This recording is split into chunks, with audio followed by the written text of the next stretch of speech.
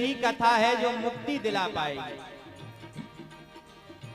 कल युग केवल नाम आधारा, कल युग केवल नाम आधारा।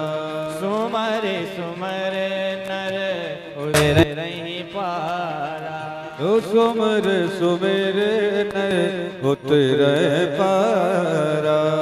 कल युग केवल हरि गुण गाहा, कल युग केवल हरि गुण गाहा। तावत नर पावै भवथाहा, पावत नर पावै भवथाहा।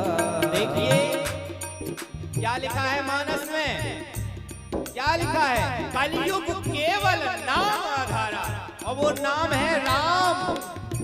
कलयुग केवल हरि गुण गाहा, और जैसे ही आप लोग इस नाम को गा लोगे तो गावत नर पावै भवथाहा। ये हम लोग के सुखम भक्त्वा अंकै वैकुंठम कथा, इस लोक में सुख भोगोगे, मरने के बाद वैकुंठ जाओगे। और जिसने ये नाम नहीं गाया,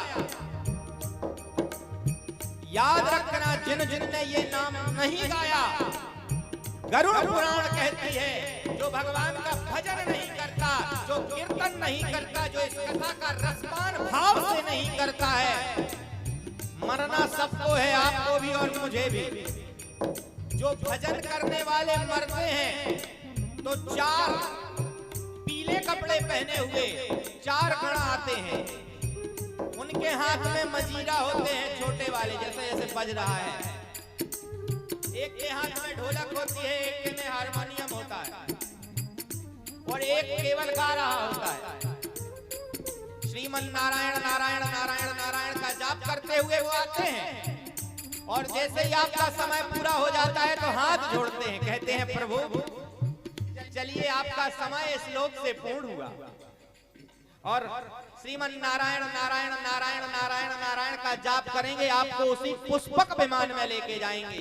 गरुड़ पुराण पढ़ लेना घर जाकर। और जहां आपकी पूजा का समय होगा वहां विमान रुकेगा, वो 4 गण कहेंगे महाराज श्री आइए पूजा कर लीजिए। जहां आपके भोजन का समय होगा, तत्काल आपको जो पिंडदान में पिंड दिया गया वो तत्काल कहेंगे आइए आपके घर के लोगों ने ये पिंड दिया है, इसका भोजन ग्रहण करिएगा।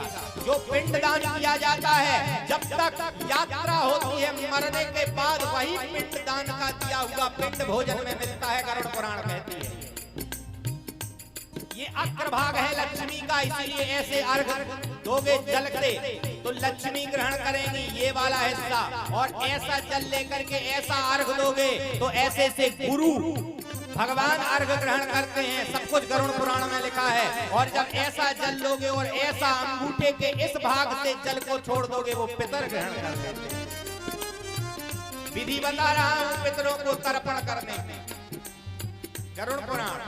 और जिनने भगवान का भजन नहीं किया, जब वो मरते हैं तो सुनो, यम के 4 पास आते हैं, उनके इतने बड़े नाखून होते हैं, उनके हाथ में कटीला एक तार के जैसे अस्त्र होता है, और वो उस अस्त्र में प्राण को फंसाते हैं, जैसे आप लोग बंसी से मछली फंसाते हैं, और वो उसमें प्राण फंसाते हैं और धीरे धीरे सने सने खींचते हैं। तब जीव चिल्लाता है बचाओ बचाओ बचाओ बचाओ, और भगवान के वो जो पास आते हैं, जो यम के पास होते हैं, वो खींचते चले जाते हैं।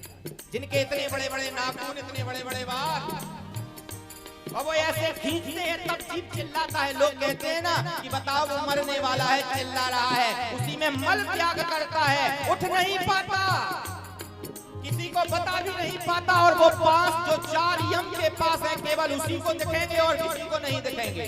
तब तो चिल्लाता है प्यारे, तब कुछ काम नहीं आना, क्योंकि इसमें हरी जवानी राम ना गाया, मरने अंत राम का करी है।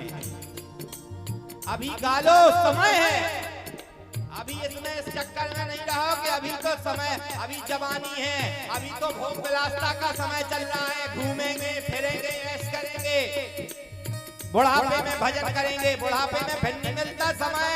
किसी ने नहीं देखा कि 60 साल जीना है कि 60 दिन जीना है। इसीलिए आइए, मानस कहती है कल युग केवल